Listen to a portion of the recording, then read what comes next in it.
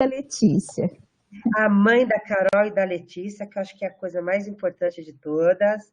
Perdão, advogada da União, filósofa, doutora em ciência ambiental, coordena na AGU, a Câmara Nacional de Sustentabilidade, CGU, diretora de consumo sustentável do Instituto Direito por um Planeta Verde.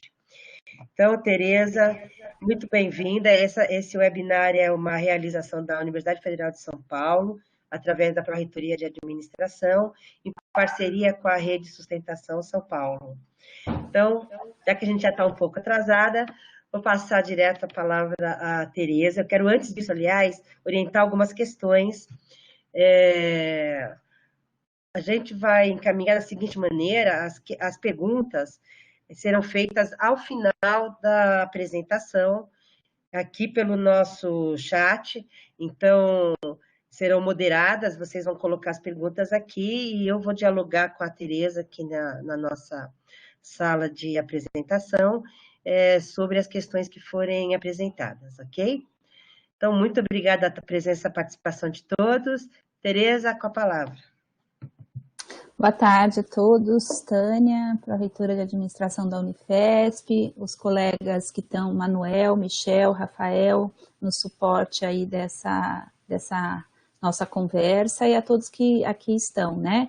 Para a gente debater um tema muito relevante, que é a inserção da sustentabilidade nas contratações públicas, assim como e principalmente nas contratações públicas da Lei 13.979, que é específica para o enfrentamento da pandemia, né, da Covid-19. Agradeço a todos e eu estou com um slide, esse slide está na tela, eu suponho que todos estejam vendo o slide, né? Vocês confirmam para mim? Michel, tá ok? Vou seguir? Okay. Nós vamos... Obrigada, viu, Michel? O foco que eu quero falar inicialmente para vocês é reforçar a importância da inserção de critérios e práticas de sustentabilidade, assim como o público que não atua em órgãos que estão focados e tem uma missão institucional relacionada à saúde pública, por exemplo, hospitais universitários, uma universidade federal que tem uma faculdade de medicina.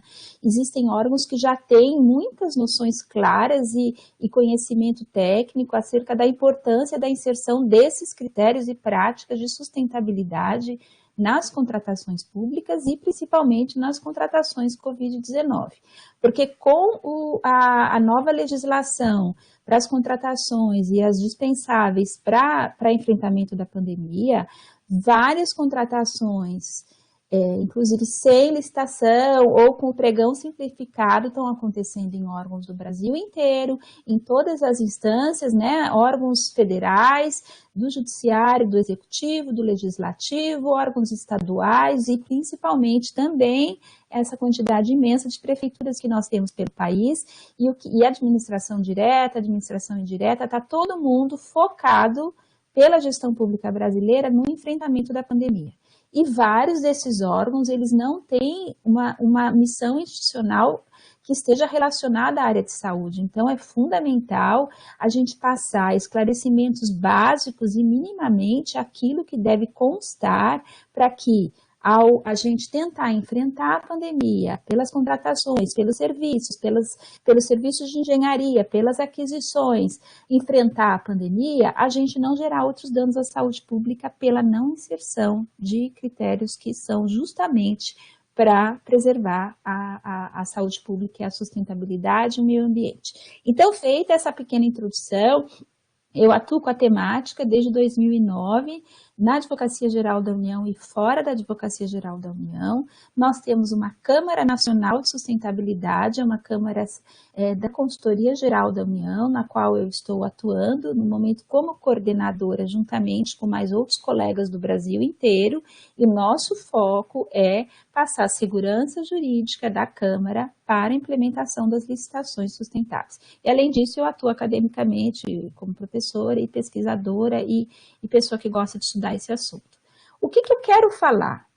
Assim, o principal, vocês já devem ter se apercebido que a cada semana a gente tem uma série de novas normas que estão estão alterando o nosso cenário na gestão pública e no direito administrativo, e quem atua também com as licitações. Hoje mesmo a gente teve uma nova medida provisória, agora pode ter sistema de registro de preço, a gente tem normas do RDC, cada semana o quadro normativo brasileiro para enfrentamento da pandemia, questões trabalhistas, questões de serviços terceirizados, nunca a gente teve tanta novidade em tão pouco tempo.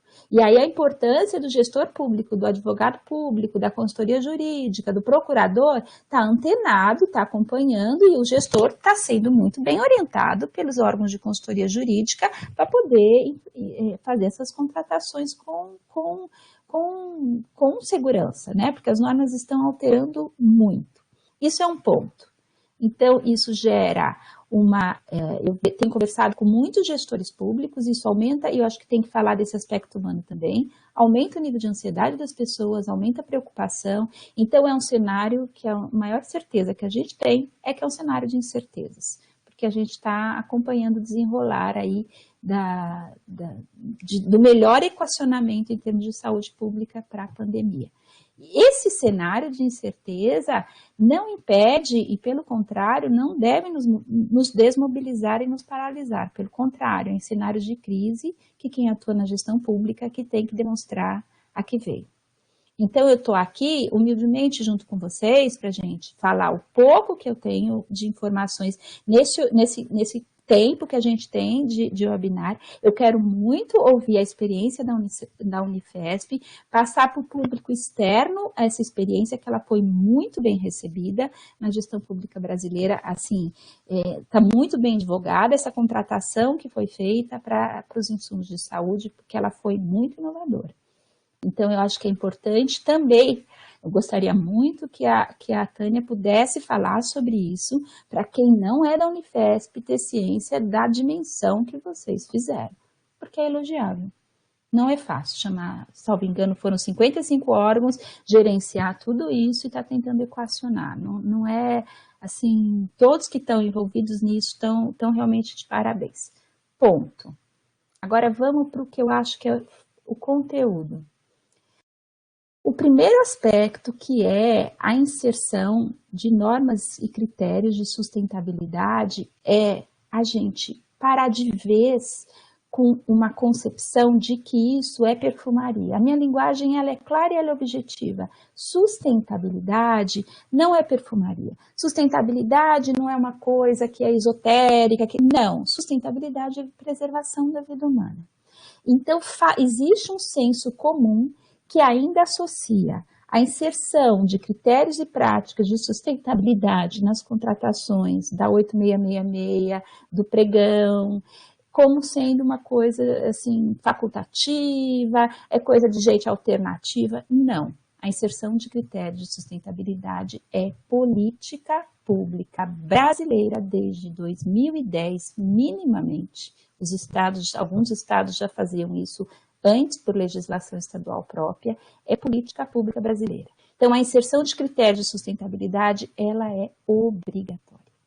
E aí, a gente tem que tirar essa noção de senso comum de que licitação e contratação pública não tem respeito com critérios de sustentabilidade. Porque tem, e é isso que eu quero passar. Não é só cuidar do bichinho XYZ que está em extensão, não é a questão da pessoa que ele é alternativa. Não, sustentabilidade, esse período de pandemia tem mais do que nunca nos demonstrado que sustentabilidade tem uma relação predominantemente, uma conexão imensa com preservação de vida humana. Os estudos que ainda não estão muito claros, mas a origem, a gente ouve muita história dessa pandemia, é por questões de problemas de biodiversidade. Né? Se tem um morcego, se não tem, o que aconteceu? É uma questão de um desequilíbrio na biodiversidade planetária por ações humanas. Então, quando a gente entra dessa percepção de que sustentabilidade não é só conversa de pessoa alternativa, sustentabilidade no Brasil é política pública em licitação, e eu falo com esse sentido de urgência, porque nós estamos vivendo um momento de urgência nesse país. no qual eu fico muito gratificada de ver que a gestão pública brasileira, os órgãos federais, os órgãos do judiciário, os órgãos estaduais, as prefeituras, elas estão correndo para dar resposta para manter a saúde pública da população. Isso é elogiável, isso a gente tem que falar. Então, o que é fundamental? Sustentabilidade da política pública. E ela tem algumas dimensões, e essas dimensões estão no cenário normativo brasileiro e é obrigatório que sejam inseridas em contratações públicas. Dimensão ambiental, que é a preservação da flora, isso é mais comum, que todo mundo sabe. Então, eu não posso comprar uma madeira de origem de desmatamento. Eu tenho que observar o Cadastro Técnico Federal do IBAMA. Isso é um ponto. A sustentabilidade social também está nas licitações. A sustentabilidade social a gente já faz há décadas, quando a gente tem contratos de prestação de serviço, no qual a gente vai verificar se está tendo recolhimento previdenciário. Se a mão de obra é de menor. Como é que estão as contribuições, o recolhimento trabalhista? Essa é a dimensão social da sustentabilidade. A dimensão terceira, que é a dimensão econômica, é a dimensão que tem que falar, e aí? Como é que está o nosso orçamento? Como é que isso se encaixa no menor preço? Como é que eu vou observar a lei de responsabilidade fiscal? Como é que eu vou ver se esse preço está muito elevado? Como é que eu vou procurar a razoabilidade? Como é que eu vou ver os outros princípios da licitação que estão no artigo 3º da 8666? Essas três dimensões, elas estão disseminadas internacionalmente desde a década de 80. 86, 87, assim, isso é um assunto para aprofundar com mais tempo, mas elas estão, pelos poucos exemplos que eu dei para vocês, os três pilares da sustentabilidade, eles estão em normas brasileiras a serem inseridas em licitações. O que acontecia é que anteriormente a alteração da lei 8666 em 2010, que foi lá no artigo 3º e diz que a licitação tem que promover o desenvolvimento nacional sustentável. Antes, a gente fazia sustentabilidade, só não dava o nome. A gente já, por exemplo, tinha lá no artigo 12 da 8666, mão de obra pode ser de origem local. Material de origem local para engenharia. Isso já estava lá, desde 93, 94, salvo engano, é uma alteração posterior, de 94 na 8666. Só que a gente não dava o nome sustentabilidade social. Esse nome ele só veio em 2010. Existe uma outra dimensão da sustentabilidade, que é a dimensão cultural, que foi recentemente inserida nesse decreto que eu menciono aí na tela, que é o 10.024 de 2019, do pregão eletrônico. Então, numa contratação por pregão eletrônico, o gestor tem que olhar os aspectos culturais? Tem. Se a gente tiver tempo, eu até falo sobre isso. Mas só, assim, dar um exemplo. Não é toda contratação que vai ter a dimensão cultural. Mas, por exemplo, eu vou construir um hospital ou um centro de acolhimento de menores ou de mães vítimas de violência doméstica numa cidade ribeirinha lá numa cidade no norte. Se alguém quiser, escreve até aí, me dá uma sugestão. Vai lá em Alter do Chão. Eu vou utilizar a mesma construção que eu vou construir no Rio Grande do Sul? Eu vou construir um centro de atendimento médico, um centro de atendimento médico público, para atender a população indígena. A construção, respeitado todos os critérios de manter higiene, manter saúde, a construção ela vai ter que ser a mesma que aqui de São Paulo. Eu posso considerar questões culturais que tornem isso mais próximo à população que vai ser atendida. Claro que posso. Pela dimensão cultural, eu posso fazer isso também. Mas não é o foco que eu quero dar agora, porque a gente tem um tempo menor e eu quero falar muito do Covid. Perdão. A dimensão ética da sustentabilidade é um outro pilar que ele é muito pouco falado aqui no Brasil. Mas ele é o mais relevante. Porque a norma, olha, colegas, a legislação pode mudar. As instruções normativas podem mudar, Mas qual é o fundamento ético de qualquer contratação pública brasileira? Quais são os objetivos que a gente tem na República Federativa do Brasil, lá no comecinho da Constituição? Reduzir desigualdade, promover a inclusão, sem preconceito de gênero, de raça, acesso à saúde, acesso à educação. Tudo isso que é principiológico que está na Constituição, quando a gente for parar e pensar em cada pequena contratação pública que a gente está fazendo, ela tem essa dimensão ética, de procurar que esse objetivo seja atendido naquele pequeno objeto contratual. Então, a dimensão ética é aquela no qual eu tenho embasado as minhas pesquisas nos últimos anos e eu tenho falado sobre isso. Porque senão a gente vai achar que a sustentabilidade é só cumprir regrinha. Se a gente está nesse momento de pandemia, casualmente, os que são servidores, né? Nós estamos no momento de pandemia atuando em órgãos públicos. A gente tem uma dimensão ética a cumprir, não é isso? E essa dimensão é uma dimensão que reforça um sentido ético e cidadão. Porque quando a gente parte desse ponto de vista de ética pública, de ética ambiental, a norma pode mudar. Mas aquilo que é o fundamento, ela continua nos norteando no agir. E essa dimensão ética, ela é muito importante num cenário que a gente está tendo alterações quase que semanais. Cada hora é uma nova coisa.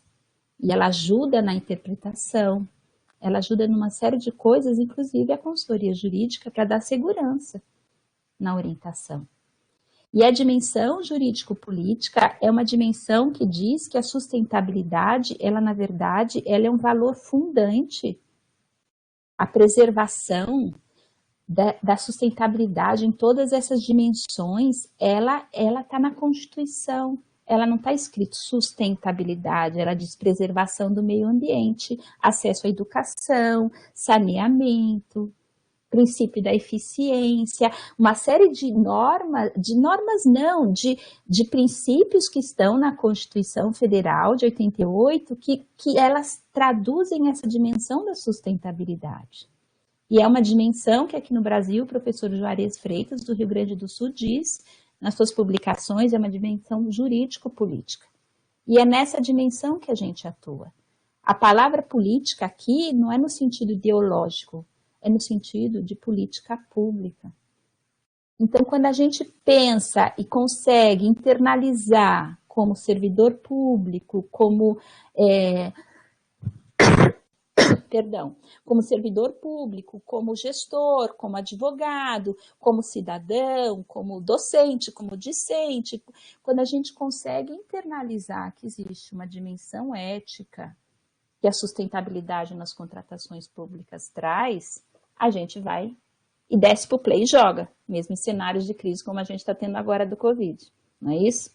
A gente vai lá e tenta soluções e se move, se mobiliza, é o que fez, vários órgãos estão fazendo, estão se mobilizando, aqui vocês fizeram na Unifesp essa contratação com todos esses órgãos, a Tânia explica depois para os senhores, então todas essas questões mostram a gente se movimentando, tá? Eu acho que isso é fundamental. O que eu quero colocar, então, é que essa ética ambiental, ela está relacionada nas contratações públicas a uma atitude que olhe aquela contratação não só para comprar a caneca, eu não posso só comprar a caneca. Qual é a quantidade de resíduo que eu vou gerar com essa caneca? Para onde eu vou destinar esse resíduo? Esse é o melhor material para a caneca? Esse refletir anterior, que está na fase de planejamento, nos estudos técnicos preliminares, a Instrução Normativa número 5 de 2017, é pensar em precaução. Eu vou gerar resíduo? Eu vou gerar dano ambiental? Eu vou gerar poluição? Então, com esse agir nas contratações públicas, o que as licitações sustentáveis que estão previstas no artigo 3º da Lei 8.666, quando se diz que a licitação tem que promover o desenvolvimento nacional sustentável, o que está se dizendo ali é essa dimensão ética. E qualquer contratação pública tem naquele pequeno objeto contratual ter um olhar para o bem-estar humano, para a qualidade de vida, para a saúde, para a educação, para a preservação da biodiversidade, no que for possível, no que for possível.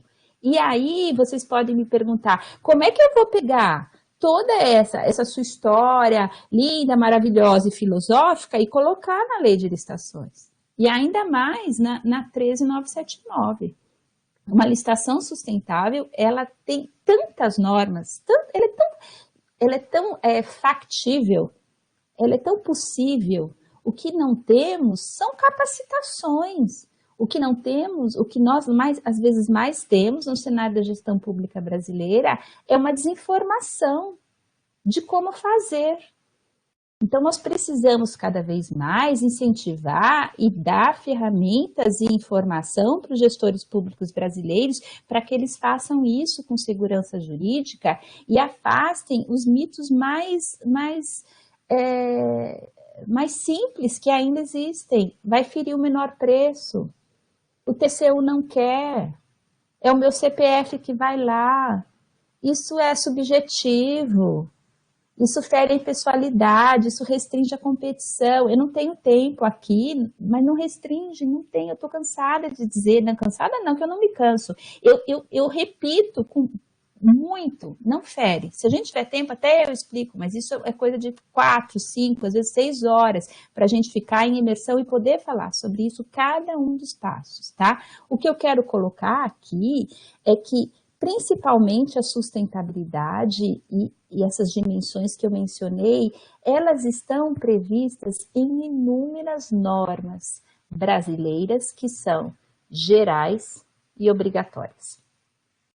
Normas ambientais, normas de saúde pública, normas de saneamento, normas de gestão de resíduo, normas referentes à preservação de direitos trabalhistas e previdenciários. Então, eu tenho duas maneiras de colocar a sustentabilidade em síntese. São 3, mas eu vou falar de 2, que são, assim, 90%. Depois eu explico a terceira. Como é que eu insiro um critério de sustentabilidade numa contratação pública? Na especificação técnica do objeto. A especificação técnica do objeto, quem conhece o CATMAT, tem o CATMAT sustentável.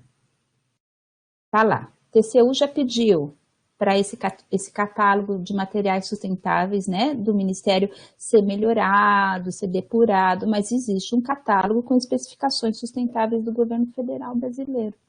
Então, vamos utilizá-lo.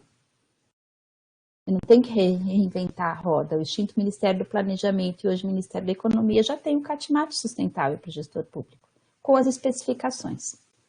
O segundo ponto, além da especificação do CATMAT sustentável, eu tenho normas que devem ser inseridas como especificação do objeto.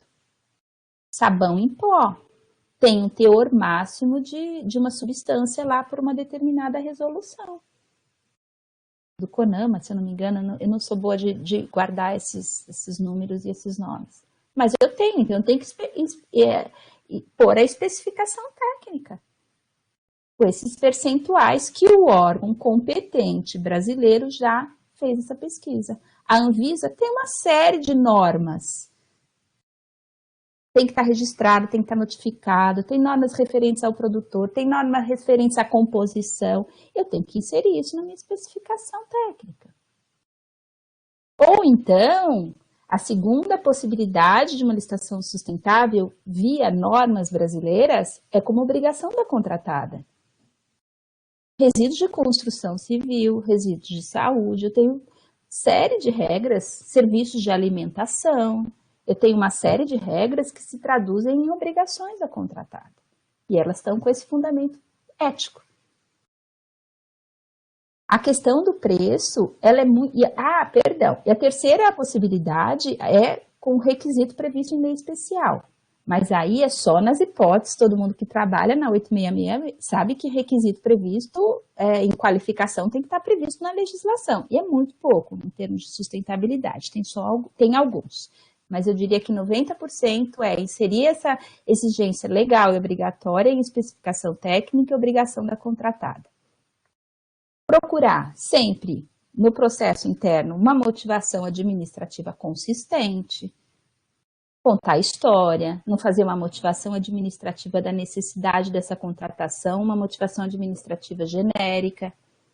Assim, você vai estar se antecipando a evitar impugnações, tá?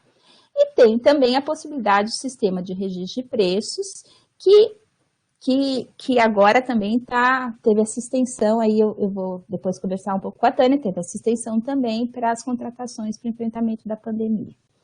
O que a Lei 13.979, ela afastou a sustentabilidade? Não.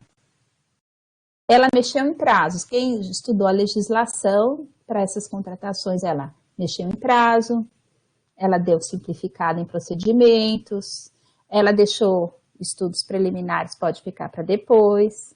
Agora, qual que é o fundamento legal da inserção das normas de sustentabilidade?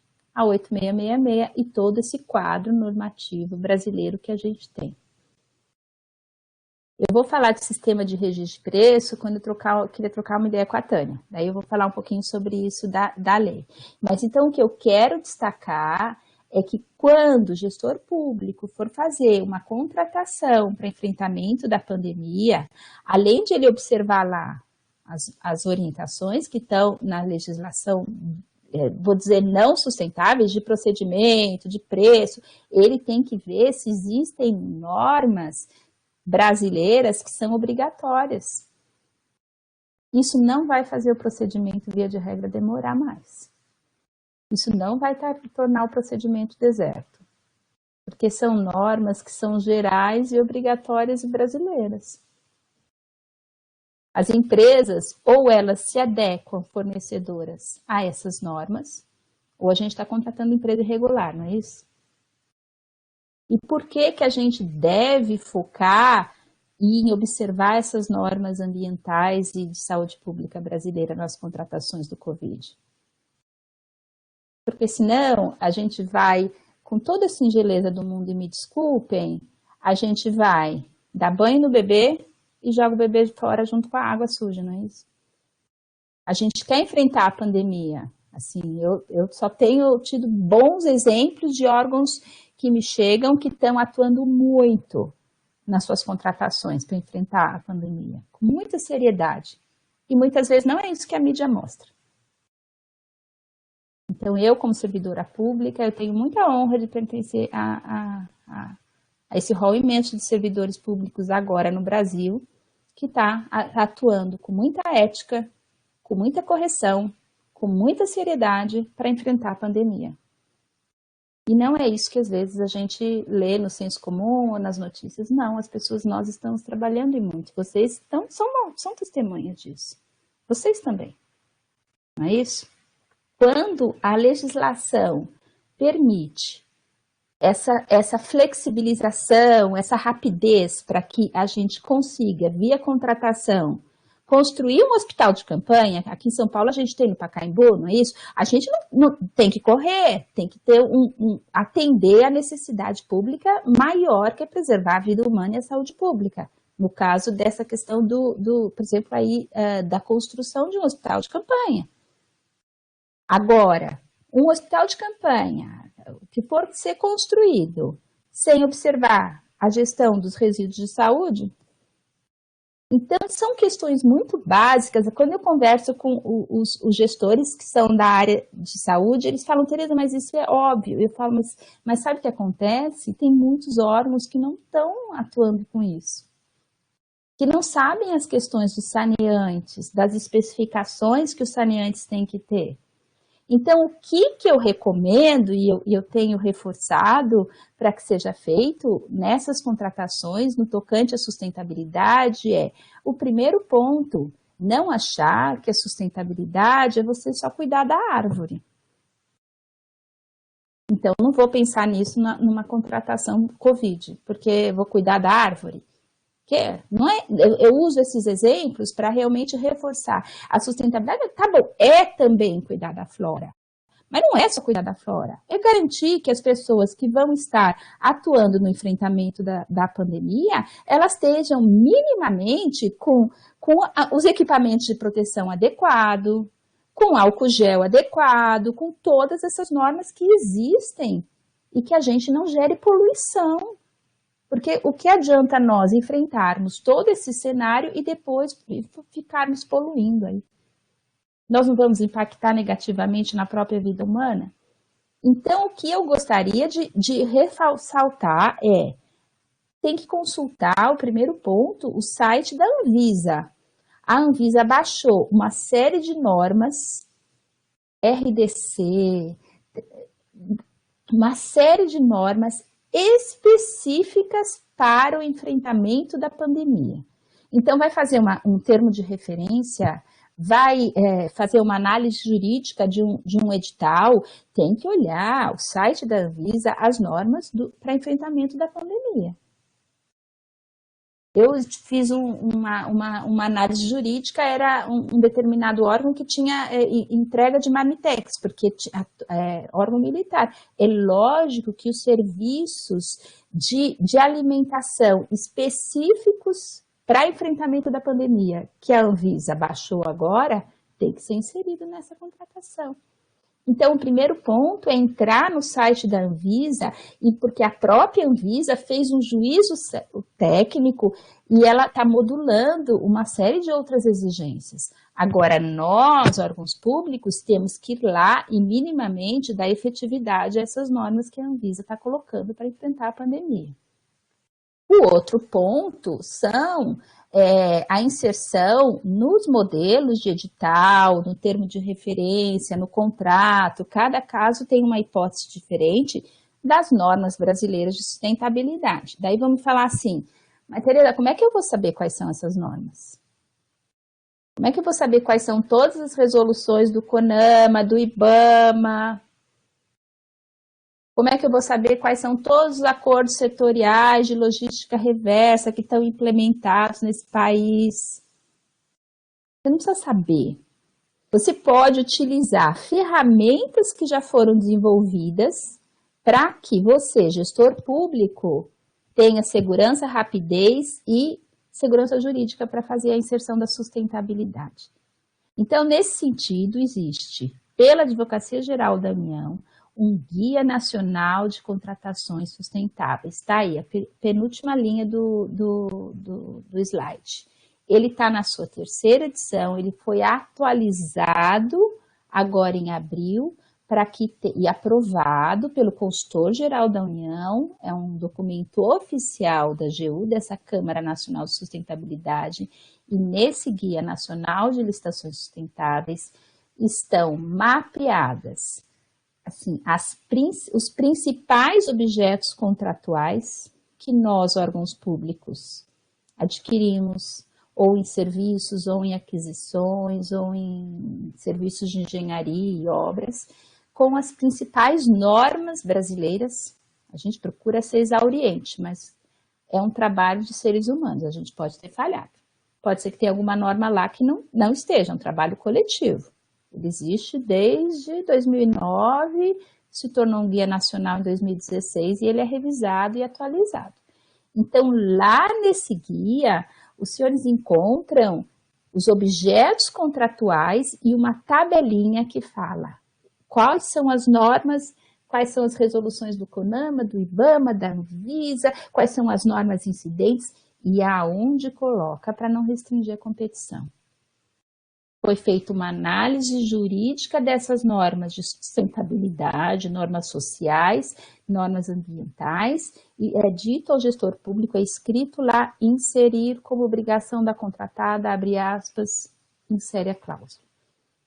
É um estudo jurídico coletivo para que vocês possam, dentro do objeto contratual, já ter uma informação prática, objetiva, da onde insere para não dar problema nesse edital, para manter a legalidade, todas as questões jurídicas e os princípios da licitação que a gente tem que observar.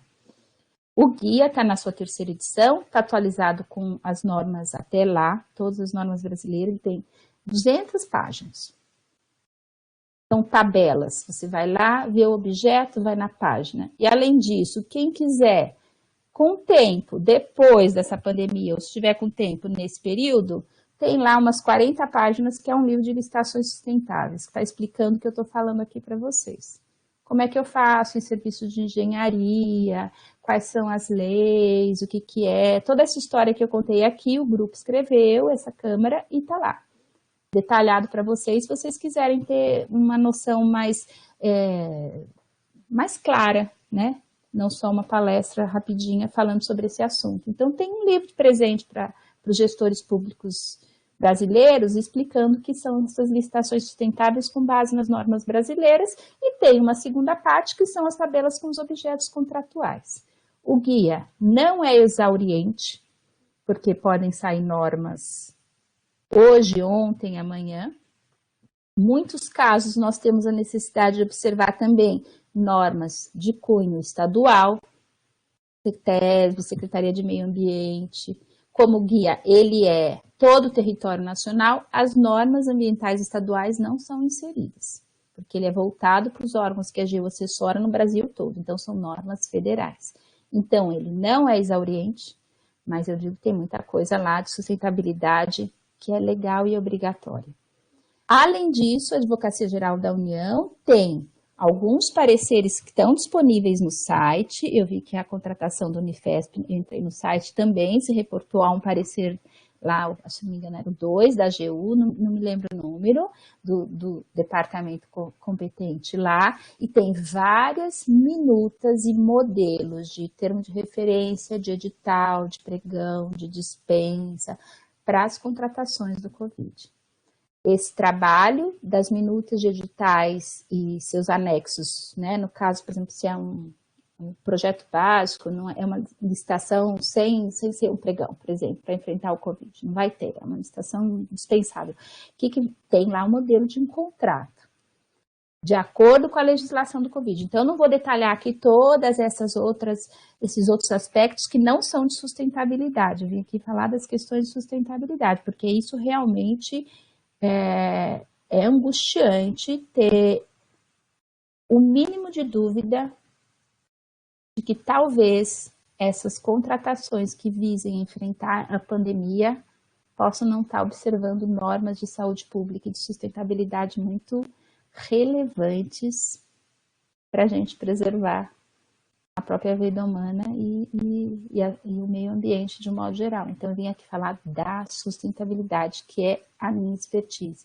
Essas minutas da AGU, elas estão lá no site, agu.gov.br, elas são elaboradas por uma outra comissão nacional da AGU, que é uma comissão que só faz modelos de editais e contratos. E esses modelos também estão aprovados pelo Consultor-Geral da União.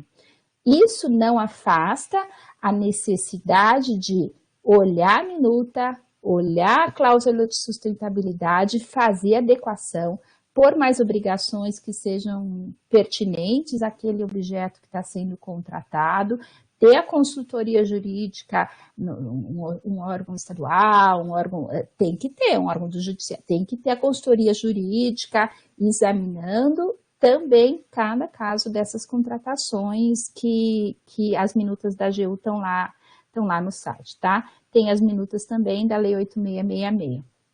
Enfim, são mais ou menos essas as questões que eu queria falar para vocês, nesse tempo que a gente tinha conversado de ter 40 minutos de uma...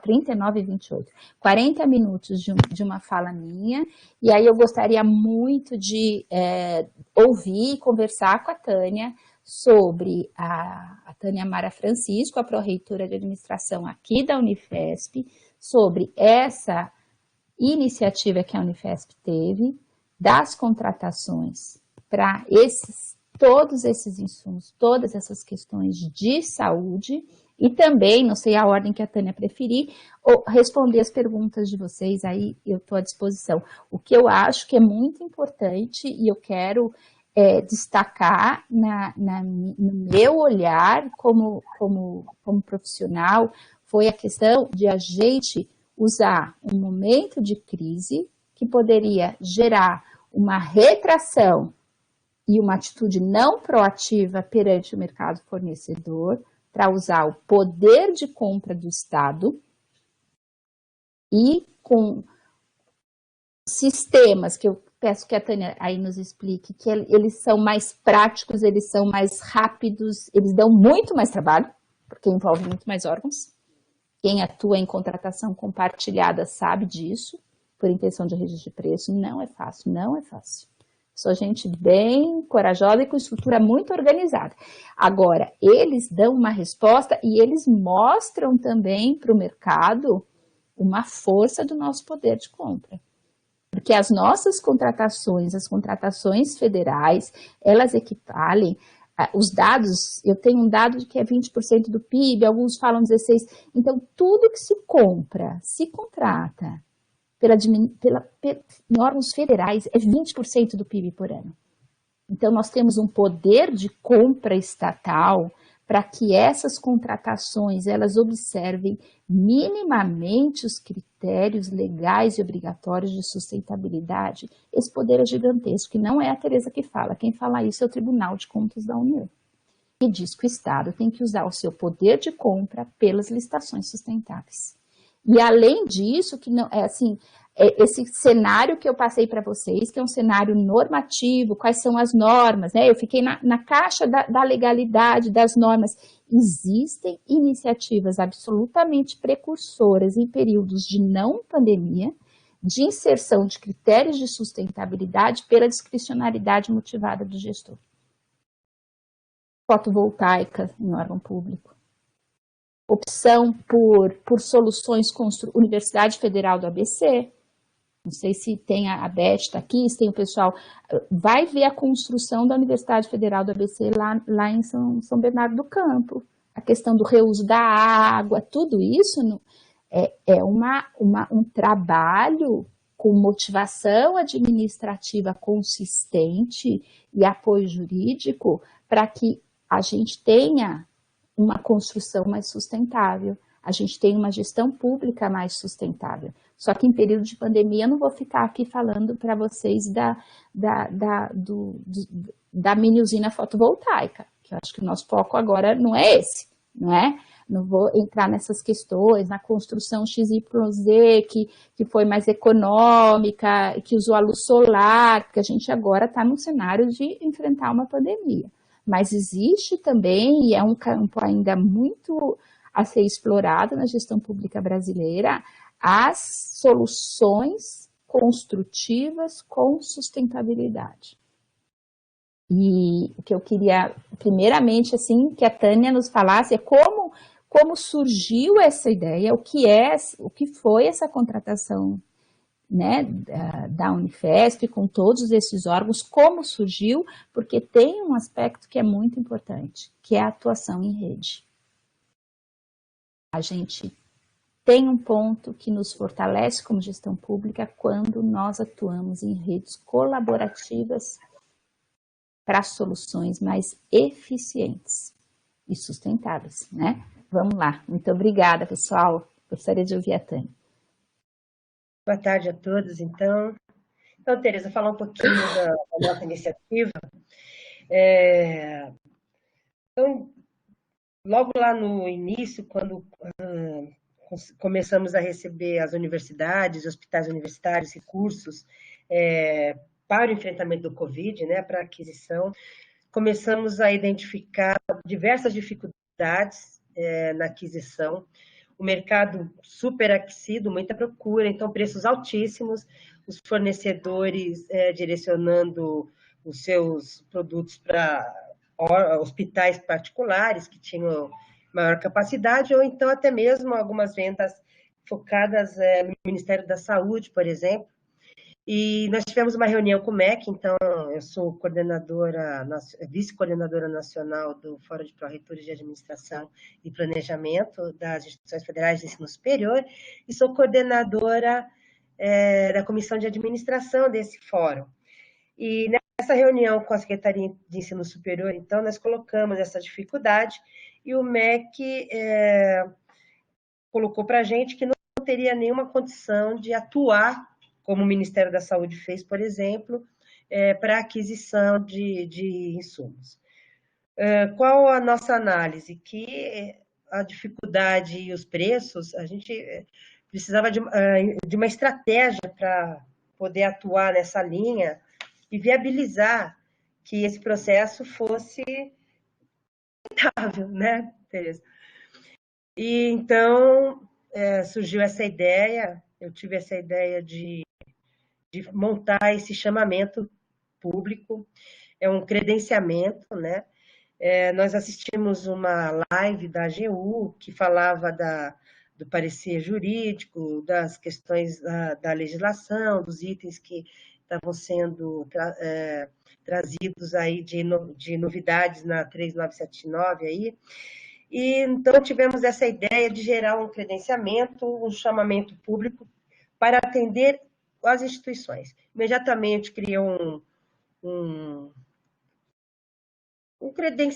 credenciamento dos órgãos que tivessem interesse. A Unifesp, de cara, já tinha feito um para ela, um edital de chamamento em caráter emergencial, porque a gente não estava conseguindo comprar os EPIs básicos, álcool básico, máscara, e então usamos o modelo que eu tinha trazido para a Unifesp e fizemos isso com as universidades federais.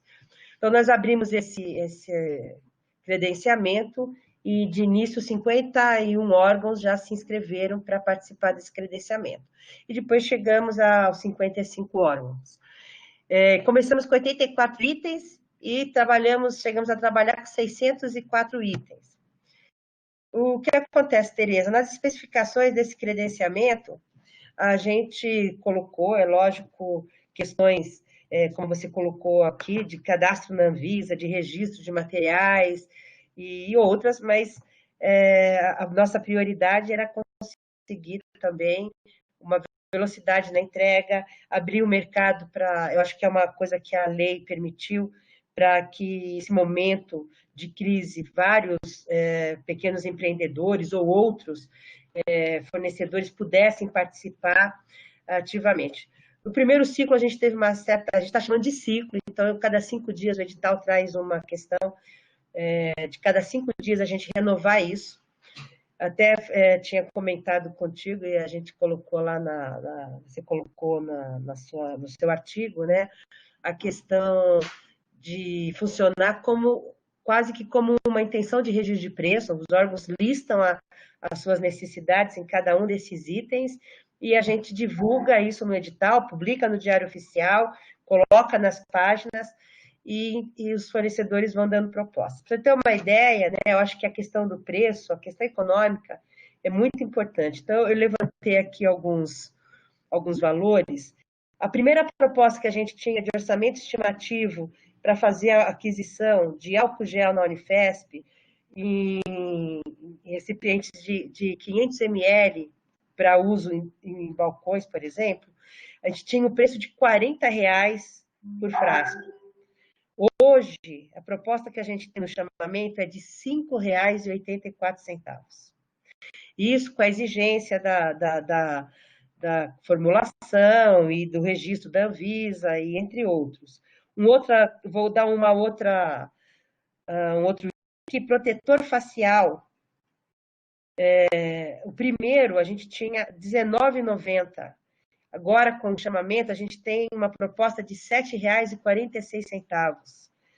Máscaras N95, que além de estar dificílimo de comprar no mercado, a gente está vendo até hoje hospitais aí dizendo que não conseguem comprar. A gente tinha a R$ 29,70, hoje nós estamos comprando a R$ 17,00.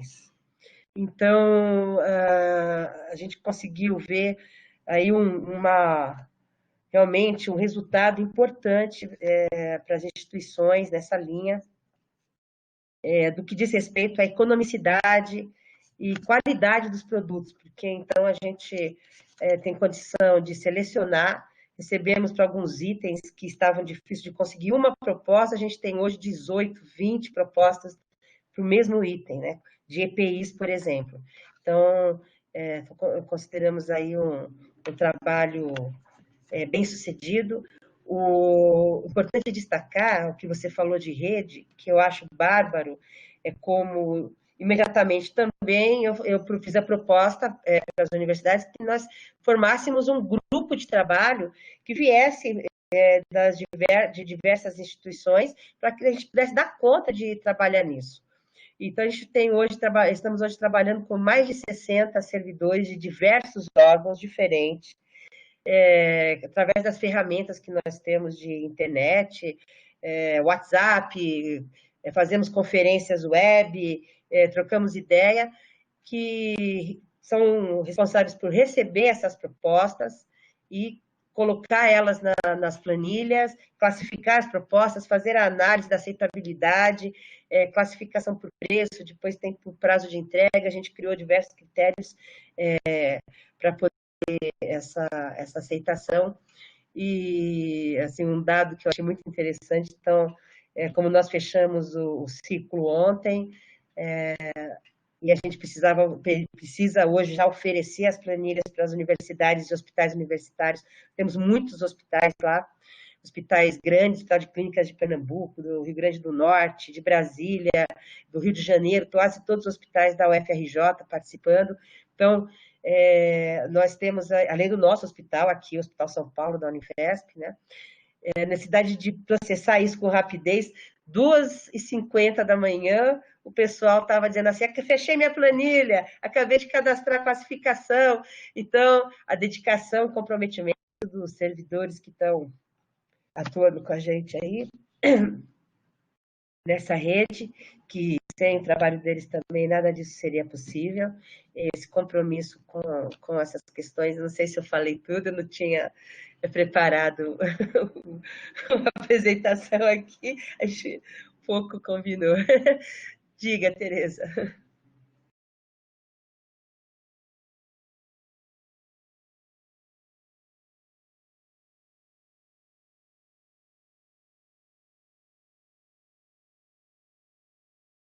Seu microfone está travado, Tereza. Obrigada. Quantas pessoas, Tânia, estão envolvidas? Quantos servidores estão envolvidos nessa organização? Quantas pessoas nessa rede? Hoje a gente está trabalhando com cerca de 66 servidores atuando nesse trabalho, fora toda a minha equipe da Unifesp, que de vez em quando eu vou colocando mais um, mais outro. Hoje eu já coloquei mais uma servidora, né? Várias equipes nossas que estão colaborando diretamente, né? São servidores de universidades do Norte, do Nordeste, do Sul, do Brasil inteiro. E a logística de entrega, como é que vocês pensaram nisso? Como é que está se efetivando? Porque esse é do Brasil todo, né? Sim. Então, a gente montou planilhas, porque o fornecedor pode dar propostas globais para todos. Então, por exemplo, a gente recebeu uma proposta de máscara para 1 milhão de máscaras, vamos dizer. E ele dá a proposta para cada instituição. Tem alguns fornecedores não conseguem dar para todas as instituições, não tem condição de distribuir, mas a questão de logística é muito interessante, porque nós colocamos também no edital uma proposta de que o fornecedor pode oferecer de maneira regional. Então, um exemplo, algum item que o fornecedor não consiga entregar lá no interior do Nordeste, a gente conversou lá com a Universidade Federal do Semiárido. Se o fornecedor não consegue entregar lá em Mossoró, ele pode entregar na Universidade Federal do Ceará, lá em Fortaleza, ou então lá em Natal, e a universidade faz a logística as universidades fazem a logística de retirada e distribuição. Então, a gente tem também essa possibilidade dentro do edital. Então, criamos algumas estratégias que permitem viabilizar, fomentar aí esse movimento. Recebemos também, como é nacional, como você disse, a gente tem proposta de fornecedores do Brasil inteiro também. Então, temos propostas de fornecedores lá do Centro-Oeste, por exemplo, de Goiás, que fizeram propostas integrais para as universidades do Centro-Oeste e fizeram propostas de quantitativos inferiores para outras instituições. Então, conjugando todas essas propostas, a gente consegue organizar essa distribuição e estamos atendendo praticamente toda a rede, não tivemos, acho que nenhuma localidade que não foi ainda atendida pelas propostas. Inclusive, a gente tem universidades da região norte, né, participando, temos universidades da região nordeste, muitas, e do sul. Então, a gente visualiza aí que foi um modelo que também atendeu essa questão de logística da distribuição. A sua fala traz dois aspectos que eu acho que são muito importantes, né? Que você trouxe essa informação, que é a questão da redução do preço, né? O ganho de escala, assim, além de atender, né? Com a celeridade que é necessária, e você mencionou aqui alguns itens com 18, 20 propostas, né? E assim, essa redução do preço, ela é fundamental, né, gente? Não tenho nem que falar sobre isso, né? O ganho de escala, além de atender a necessidade, teve uma redução aí de 40 para 5,84. Isso não tem nem o que falar, né? A sustentabilidade econômica disso no momento que nós estamos vivendo no país, né? Com tantas contenções, questões econômicas aí.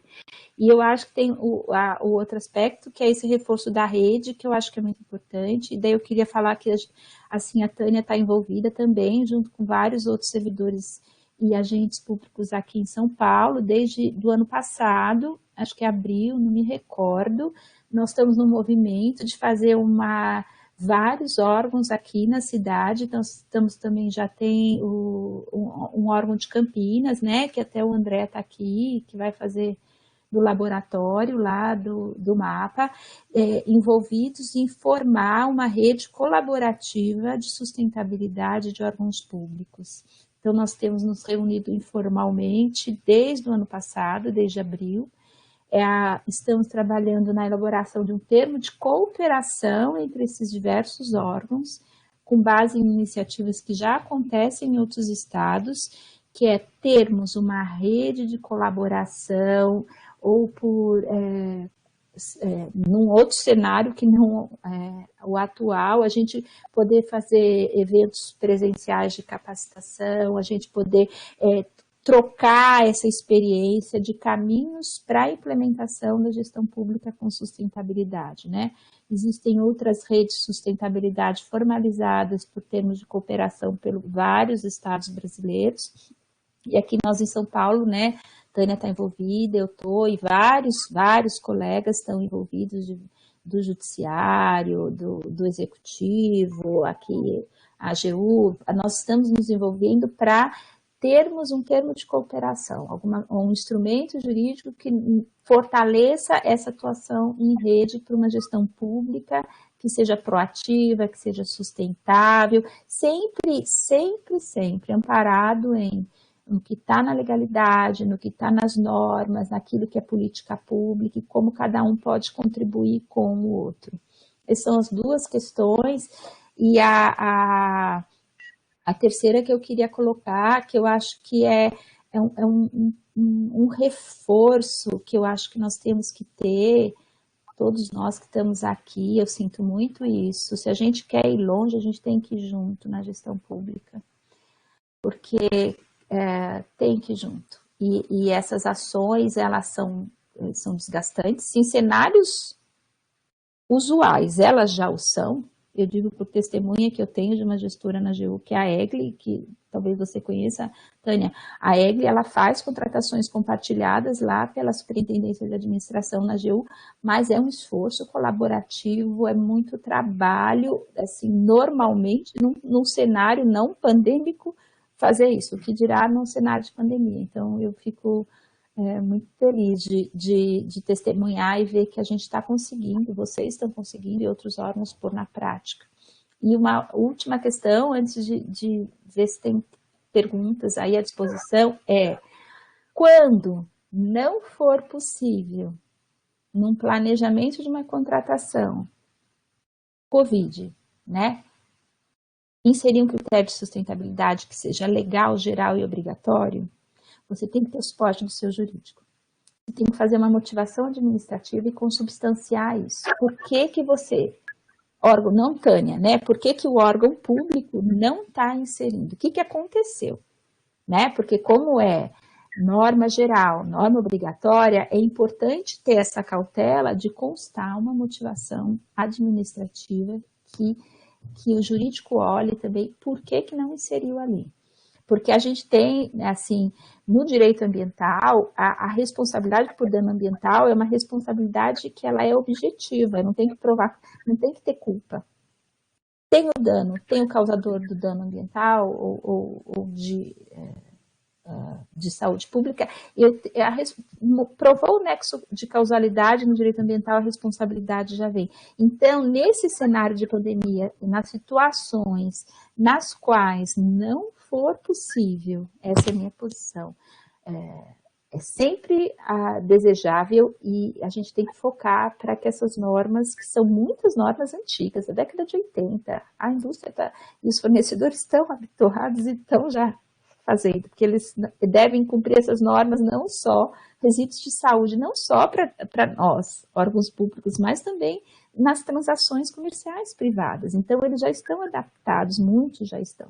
Mas quando não for possível, num cenário de pandemia, numa fase de planejamento, de uma contratação Covid, a minha recomendação é que tenha uma justificativa motivada no processo administrativo, que o jurídico também esteja junto e que se explique por que que não está atendendo isso por uma cautela. Qual que é a função da consultoria jurídica? Assim, eu falo aqui como Tereza, não estou falando em nome da minha instituição, eu falo como professora, como pessoa que estuda o assunto. Mas como é o meu olhar como advogada pública, é evitar que futuramente alguém venha, um órgão de controle, alguma coisa, fale alguma coisa. Por que que não inseriu? Então, às vezes, é um parecer, é uma colocação que é para garantir que esse gestor, ele no futuro, ele tenha já um processo instruído naquilo que ele não conseguiu atender, né? Então, a gente tem que pensar que essas possibilidades, elas podem acontecer também, né? De não atingir o critério obrigatório de sustentabilidade. É isso que eu queria falar e conversar com vocês.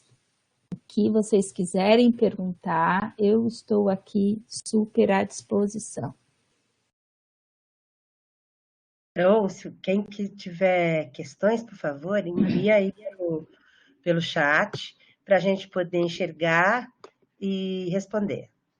Feio posso começar? Vamos para o esquenta? Vamos o lá. Mário Kruger aqui, ele diz, trabalho em rede em cooperação entre os órgãos é fundamental. Aqui na Rede Sustenta Paraná, acompanhando a nossa... então, a Rede Sustenta Paraná, é que ele elogiou e eu então, preciso falar sobre isso. A Rede Sustenta Paraná é uma rede já constituída, com termo de cooperação assinado, já vários órgãos atuando e acho que, se não me engano, foi um ano que completou o termo de cooperação assinado e eles estão, vários órgãos lá no Paraná, e Mário é uma das pessoas que atua nessa rede, e eles estão, inclusive, atuando com ações sociais para a população via órgãos públicos nesse momento de pandemia, né? Então, foi a partir de uma ida minha lá numa palestra, numa capacitação no Paraná, para eles que eu falei, a gente tem que agitar aqui em São Paulo também, né? Então, é essa questão da cooperação, porque nós temos algumas deficiências de gestão pública que são estruturais, não tem pessoal, é muito trabalho. Então, quando a gente consegue atuar em cooperação com outros órgãos, ninguém precisa reinventar a roda, né? As mentes coletivas, elas funcionam com muito mais expansão e com soluções mais criativas, né? E a gente vai nessa cooperação. Então, veio essa colocação do Mário. Tereza, só para dizer uma coisa, a gente teve 564 acessos na webinar e 162 pessoas assistindo aqui com a gente. 162 pessoas, vamos fazer alguma pergunta aí, gente? O pessoal está tímido, Tereza. Nossa, que maravilha, que bom, que beneficie muitos, né? Agora tem que vir as dúvidas, os problemas, tem que vir, porque senão, se a gente não põe na mesa com tranquilidade e coragem aquilo que a gente pensa e acredita, né, em função do que eu falei, em função do que a Tânia falou, a gestão pública, a Tânia, a gente não vai poder melhorar, entendeu? A gente precisa ver, mas Tereza, isso não vai rolar, isso não vai dar certo. Tereza, como é que eu faço nessa situação? Tânia, caramba, Tânia, né? Agora, e uma outra coisa, tá tudo lá no site da Unifesp, não é isso, transparência? Não é isso que a gente tem que passar, né? Então tá tudo disponibilizado lá, tem um link no site da Unifesp. Tem uma pergunta, uma questão aqui. Parabéns pela apresentação e elucidações. Aproveito para perguntar sobre a opinião da doutora Tereza quanto às contratações e licitações com grandes indícios de superfaturamento. Quais medidas jurídicas você acredita que devemos tomar para coibir esses atos? Eu acho que tem um ponto, que é um ponto que eu gosto de trabalhar com dados, Marcos Vinícius, assim. Às vezes a pessoa me fala assim, você viu não sei o quê? Eu falei, a gente tem um levantamento quantitativo? Assim, então, eu não enfrentei, eu pessoalmente, em consultoria jurídica, não tive nenhum caso até agora de superfaturamento. Então, e eu também não gosto de dar opinião só para ter aplauso e para no senso comum e que nada funciona, de que tem superfaturamento em tudo. Não.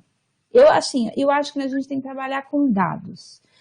Vai ter uma hora, ou talvez já estejam tendo, os órgãos de controle, os controles internos e o controle externo, tem que trabalhar com. A gente vai ter um momento que isso vai ter passado, em que a gente vai ter um levantamento de quantidade numérico, de quanto que se contratou e de quanto que a gente teve efetivamente desse superfaturamento. Porque aquela notícia que é uma notícia explosiva, eu não opino. Eu não opino. Então, eu pessoalmente não vi nenhuma situação que teve à minha frente ou que eu tenha olhado e visto efetivamente, lido e falado, teve superfaturamento. Agora, em situações como essa, gente, já tem vários mecanismos que estão previstos, que são mecanismos de controle social.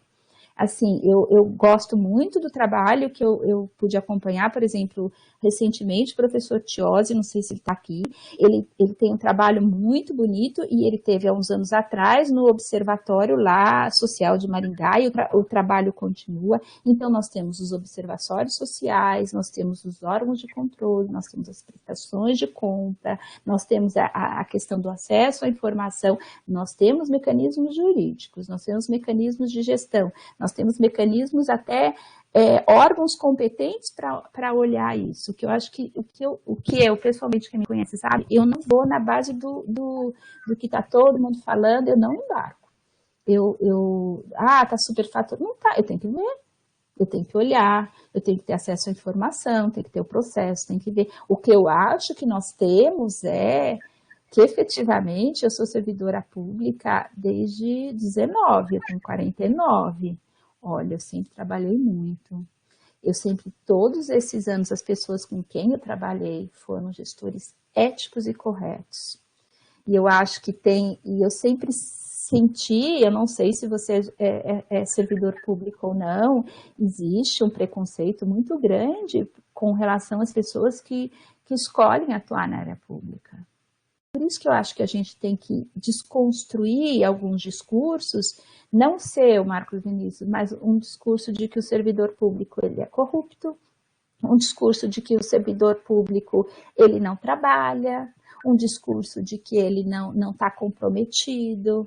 Isso é um discurso social que não corresponde a cento e tantas ou as 500 pessoas de outras áreas também que estão aqui.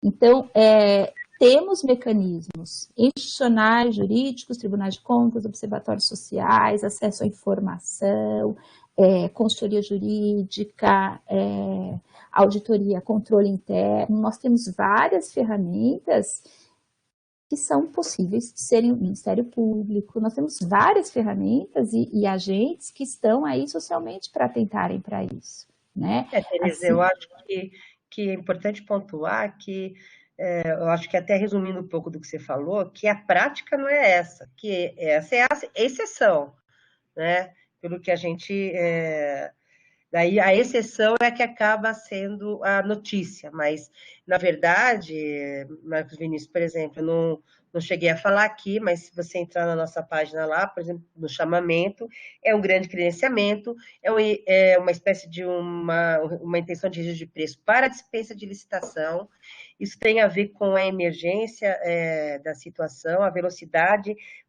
Nosso edital de entrega tem 5 dias úteis, porque senão não precisava fazer uma dispensa, né? Eu faço um pregão e a gente vai para outros caminhos. Então, é a emergência, mas se você entrar na página da Unifesp, você vai ver lá a transparência que é dada. Então, é a questão do controle social mesmo. Então, ali você pode enxergar todas as propostas que foram feitas, todos os itens, como que estão sendo efetuadas as compras, fotos, entregas de materiais, até notas fiscais nós chegamos a colocar no site. Então, eu acho que se aconteceu alguma questão, porque hoje teve algumas notícias aí, eu considero uma exceção. Eu trabalho com uma perspectiva de que o serviço público, os servidores atuam com ética, como disse a Tereza, e nós estamos sujeitos aí ao controle, não só todos que ela falou, Ministério Público, TCU, CGU, controle interno, mas, acima de tudo, o controle social e a transparência que a gente dá nos atos para que toda a sociedade possa observar. Então, a gente olhar os dados que eu trouxe aqui de valores e que você pode acompanhar na página, é impressionante a gente fazer um procedimento e conseguir aferir uma economicidade desse tipo. Então, eu acho que a gente não pode tirar o todo pelo específico. E eu acho que é uma questão que a gente, porque a sociedade, eu sou da filosofia e eu acho que a filosofia tem que ter aplicação prática, Vinícius. A sociedade que a gente vive hoje, ela é altamente complexa e multifacetada. Então, assim, as soluções ou as situações que acontecem em um local não significam necessariamente que elas vão ser gerais e globais. Eu acho que um dos primeiros pontos, uma das primeiras palavras que eu coloquei no meu slide foi senso comum. Eu acho que a gente se torna mais ator social relevante em qualquer área que a gente atue, como professor, como aluno, como qualquer profissão que a gente atua, como cidadão, se a gente consegue olhar para aquilo que está na nossa frente e não para um senso comum de que como é, de que nada funciona, de que no Brasil que não, a gente tem pelo contrário exemplos belíssimos assim, eu acho que é esse o modelo de gestão pública que a gente procura incentivar, eu, você, Tânia, todos os outros, né? E o Rodrigo fez uma pergunta que é qual que são as maiores dificuldades na maior parte dos órgãos públicos em relação a questões jurídicas versus sustentabilidade. Aí tem uma premissa, Rodrigo, não é versus. A sustentabilidade está dentro do jurídico. Então, você pode, se você se interessar, dar uma olhada na primeira parte do Guia Nacional de Licitações Sustentáveis. Ele é de graça, gente, né? Não precisa comprar ali, vai lá.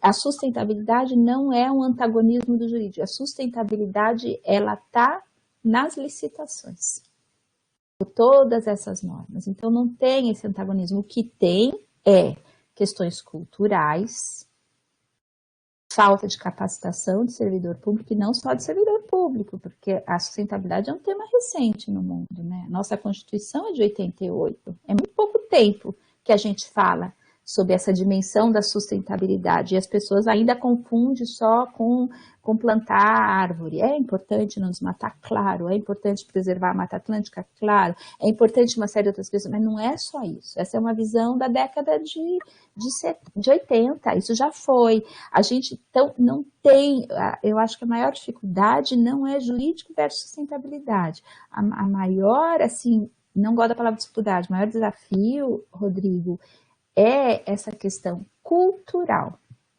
Eu acho que isso tem que cair em concurso público. tem que falar de gestão pública sustentável em concurso, tem que entrar essas normas do direito ambiental para a gestão pública, tem que cair nos concursos para os servidores, para que os servidores eles tenham, tem que ter capacitação, tem questões educacionais, tem questões que são mais amplas. Então, esse antagonismo ele não existe, é uma dificuldade da sociedade como um todo, né? É isso. O que mais, Tânia? Tem várias perguntas sobre gravação, eu já vou responder. O Marcos Vinícius dizendo que é claro, acredita no serviço público, na transparência. O Arilson, sabemos que existem algumas barreiras com relação às compras sustentáveis, não só em tempos de pandemia, além das barreiras legais e financeiras, existe alguma dica que não seja somente a proteção do meio ambiente para justificar uma compra sustentável, que não seja somente o meio ambiente? A Tereza vai responder também, mas eu acho que Deixa eu a ler aqui. sustentabilidade tem aí as suas diversas questões. Pode responder, Tereza, por favor. Claro, o Marcos aqui conversando comigo. Marcos, não estou brigando, é que às vezes eu falo assim, não sou italiana, mas às vezes eu falo assim, não, é que eu sou empolgada mesmo, quem assiste minhas aulas sabe, não estou brava com você, não estou te julgando, não estou te criticando, e desculpa se de alguma maneira eu quis que passou essa impressão, não foi, é porque esse é um assunto urgente que a gente quer e tem pouco tempo, tá bom? Sinta-se acolhido e não julgado pela minha fala, tá? Muito obrigada. Eu acho que tem essa questão da transparência que a gente realmente, eu concordo contigo. A gente não pode estereotipar, muito legal. Vou ler a pergunta do Arilson. Existem algumas barreiras, não só isso. Existe alguma dica que não seja para proteção, justificar não seja somente... Arilson, lê a primeira parte do Guia Nacional de Licitações Sustentáveis. Dá uma lida nesse. Lá o grupo explicou muito sobre isso. Eu publiquei um artigo agora e fala que tem um professor que ele falou das barreiras da gestão pública brasileira. Ele está num site, eu não quero falar aqui. Depois você me manda um e-mail e eu te dou, não vou fazer propaganda do blog, porque isso é uma capacitação geral pública, mas eu escrevi sobre isso, se você quiser, o professor, você vai direto, chama Matias Pereira, ele é da UNB, ele, acho que é Manual de Gestão Pública Contemporânea, tem uma edição online 2020, e o professor Matias Pereira fala justamente dessas outras barreiras. Ele não fala muito da sustentabilidade, mas o que está lá, você consegue fazer uma leitura igualzinho para a sustentabilidade, tá? Professor Matias Pereira, da UNB. Esse texto é muito legal, acho que a editora esqueci. E o guia, né? Não com a profundidade do professor. O manual da AGU é vinculativo? O manual da AGU é uma ferramenta. A pessoa chama PRI, tá abreviado aqui. O manual da AGU é uma ferramenta de consulta e suporte dos órgãos assessorados pela Advocacia Geral da União. O que acontece é que ele é consultado por vários outros órgãos públicos. Existem outros manuais de contratações sustentáveis. STJ tem, TRF tem, gente, vários órgãos têm pelo Brasil todo. Eu não vou mencionar que até vários órgãos têm, o Conselho Superior da Justiça do Trabalho tem, vários órgãos têm os seus manuais, tá? Então, ele não é a lei. O que a AGU faz é torná-lo sempre atual, a procurar atualizar esse manual para que os seus órgãos assessorados facilitar o trabalho. A obrigação do servidor público, a vinculação dele é com o cumprimento da estrita legalidade, que está nessas milhões de normas. Mas além do manual da AGU, existem outros manuais que você pode consultar. E aqui você diz, por exemplo, caso formos adquirir algum material que possui a descrição no manual, para a área demandante não aceitar a nossa recomendação e não utilizá-la, a justificativa tem que ser motivada? Eu não sei que órgão que você trabalha, mas assim, não sei também qual é a descrição, mas tudo que está descrito, pelo visto você olha o manual, né? Você conhece, tudo que está nas tabelas, tudo que está lá de lei, de norma e de inserção de cláusula tem fundamento legal e normativo, ou infralegal, né? Por competência da Anvisa, competência do CONAMA. Então, é obrigatório, tá? Aí não sei aí o que aconteceu nesse caso, mas as normas elas são gerais e devem ser observadas, né? Sejam de sustentabilidade ou não. A Fernanda perguntou sobre lá em cima, né? Você viu, Tânia? É isso que eu ia falar, eu acho que você até estava respondendo, né? Se é viável a existência de um guia manual de licitações e contratações em cada órgão. Eu acho que você até É uma já colocou. opção de cada órgão, assim. Vários órgãos têm, se for facilitar para orientar o gestor, aí é uma opção né, de cada órgão público. Porque o que a gente tem que observar mesmo são as leis, né? São as normas.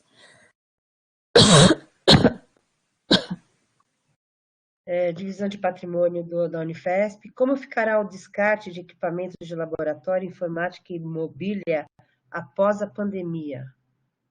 Tá, tem que olhar cada um. Uma pessoa me fez uma pergunta sobre isso, sobre materiais. Eu acho que o André tá aí, do laboratório lá da agricultura.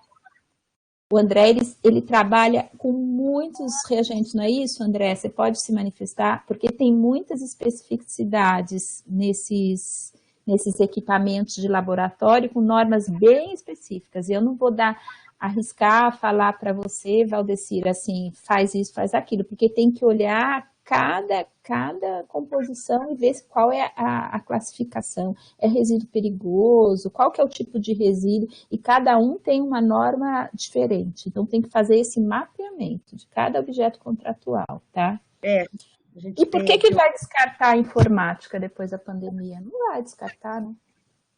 Só se for cartucho? Não entendi.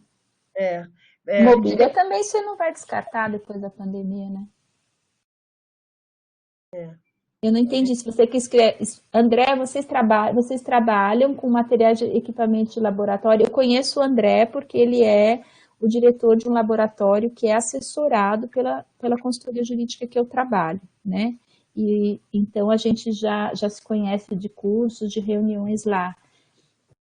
Deixa eu ver, ó. Sim, o André, então até ele pode, num outro momento, se vocês quiserem, o André prestar esses esclarecimentos, porque é bem específico mesmo. a gente está, inclusive, planejando aí um webinar com a André, viu, Tereza? Daí Isso, depois a gente vai divulgar tá. e podemos abordar esse tema com ele nesse webinar. A Cat, faz uma pergunta aqui sobre pagamento antecipado. Então, veja, a gente, no edital que nós publicamos do chamamento, nós não previmos o pagamento antecipado. Mas muitos fornecedores de alguns materiais e equipamentos específicos estão exigindo pagamento antecipado. Vou até dizer para você que quando nós começamos, a maior parte deles estava exigindo. Hoje, a gente tem apenas exigência de pagamento antecipado para testes de Covid, e a gente já conseguiu até agora fornecedores que estão dispensando esse pagamento antecipado. Mas o pagamento antecipado, eu concordo com você, né, traz algum risco para o administrador.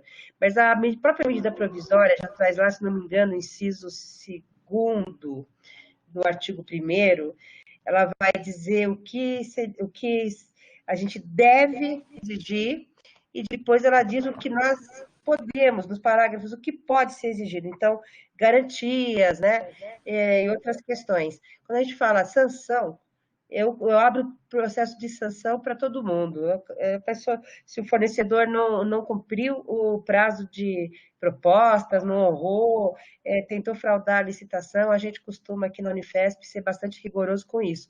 Mas não sei se nesse caso a gente vai conseguir atingir, para ser bem sincera, agora falando já de mercado e dos fornecedores que estão atuando aí na linha de materiais e equipamentos hospitalares e EPIs que estão participando dos processos de contratação, se a gente vai conseguir atingir muitos deles, porque boa parte, a gente está é lógico, aferindo a documentação de todos, mas em alguns casos, até agora eu não precisei dispensar nenhuma documentação, todos tinham, mas a própria lei traz lá a possibilidade de dispensar documentação ou de contratar até com órgãos que estão impedidos de licitar. Então, aquele situação, né, análise de risco, que a gente trabalha bastante aqui com análise de risco para compreender a viabilidade ou não, da necessidade ou não de fazer esse pagamento antecipado. A gente já teve até quase aqui um problema com o pagamento antecipado, para ser bem sincera. Né? A gente pensou em fazer uma proposta e depois, na proposta, já teve uma alteração de proposta, a gente resolveu cancelar a operação antes de finalizar. Então, eu acho bastante arriscado, mas em alguns casos talvez seja imprescindível. No começo, como eu disse, era um requisito de quase todos os fornecedores. Hoje, nesse modelo, principalmente que a gente está trabalhando aqui, com volume alto de fornecimento, muita concorrência mesmo. Quando eu falei lá 18 propostas para um item, é um índice bem alto para itens de mercado aí de máscara, de álcool, coisas que realmente estavam com dificuldades de fornecimento no mercado. E a gente tem mais de 200 propostas diferentes para todos os itens. Então, a gente conseguiu aí derrubar um pouco essa exigência do mercado, mas mesmo assim, eu entendo que pode ser necessário e que tem que passar por uma avaliação rigorosa da fornecedor, trabalhar com segurança, fazer uma análise de risco e contar um pouco com alguns recursos que tem lá, acompanhamento de embarque, de transporte do material, exigência de garantia, várias questões aí que a legislação está autorizando a gente fazer. A medida provisória prevê lá 961. Fortes emoções na gestão pública, né, gente? Aqui. Nossa. Não sei se isso aí te atendeu. Cris Saviani. Tá E bom, o pessoal logo os que entraram, Espírito Santo, acho que era Santa Maria, que era abreviado, vocês têm algumas questões também? Foram um dos primeiros que entraram. Aqui, ó, sugestões. Talvez o pagamento antecipado se justifique somente em caso de importação, quando o fornecedor precisa pagar antecipadamente o fabricante para garantir a compra. Eu acho que tem que olhar cada situação, né? Cada situação. Eu acho até esse aí, André, mais arriscado. Eu vou te dizer agora, na prática de gestão, a gente já está numa outra, falando um pouco mais do procedimento aqui mesmo, mas pela prática de gestão, essas aquisições casadas aí de importação são de altíssimo risco, porque cargas que não chegam, cargas que atrasam, cargas que desviam, está tendo muito roubo de carga. Então, por exemplo, esses testes rápidos, a gente queria fazer a retirada em Minas Gerais, porque eu tenho uma urgência desses testes e o fornecedor tinha recebido o lote lá em Minas. Aí o alerta do fornecedor é que o volume de assaltos, de roubo de carga está muito alto, que é extremamente arriscado. Então, imagina, eu faço um pagamento antecipado e são aquisições, por exemplo, de comprar um lote de 3 mil testes, 500 mil reais. Então, não é uma situação confortável para a gente, quando a gente avalia o risco disso, sabe? Nós preferimos, por exemplo, para alguns biomoleculares, né, que são para testes PCR, não testes rápidos, mas testes de laboratório para o COVID, nós fizemos importação direta. Aí sim, pegou a Proforma, Invoice e fizemos a importação direta. Sei que não sei como funciona aqui para os órgãos das universidades federais, temos um procedimento bem simplificado que diríamos para pesquisa. Então, aliás, isso é uma outra questão que eu acabei não colocando, Tereza, mas dentro do chamamento, nós também temos ali produtos que são para pesquisa. Então, a urgência dessas pesquisas também impulsionou a gente a fazer esses processos rápidos, para que a gente possa avançar na pesquisa, que é muito urgente. Quando a gente descobre, publicamos ontem aí a Unifesp, um estudo que foi feito com anticoagulante. Então, tem gente morrendo todos os dias. Então, quando a gente tem uma solução, a gente comemora muito e realmente a gente faz todo o esforço possível para manter essas pesquisas funcionando com o máximo de urgência que a gente pode. Mas eu prefiro aqui, no caso, para ser sincera, trabalhar com a importação direta, que a gente está vendo aí no mercado um risco alto dessas compras, mas é isso mesmo, são muitas pessoas que não fazem parte do mercado, estão ingressando, ou então trabalham no mercado com outros produtos e falam assim, é uma oportunidade, é um nicho, eu vou comprar lá da China um navio, um container lotado de determinado material. Aí ele não tem capital de giro, ele exige que você pague, ele paga na China, espera chegar para te entregar, entende? E daí você fala assim, o que vai acontecer da China até aqui? Com prazo de entrega de 30 dias, 40 dias. Então, a gente está evitando fazer aquisições para esse prazo, até nem cabe por dispensa, que eu falei, se o fornecedor me diz que vai me entregar em 60 dias, então eu vou fazer um outro procedimento. Tá bom? Desculpa se eu alonguei aí. Não, mas eu vi o Marcos Antônio Rodrigues quer saber minha opinião sobre MP 966, que isenta de responsabilidades agentes públicos por seus atos nas circunstâncias dadas pela crise da Covid no setor de contratações. Essa MP que saiu hoje, não é, Marcos?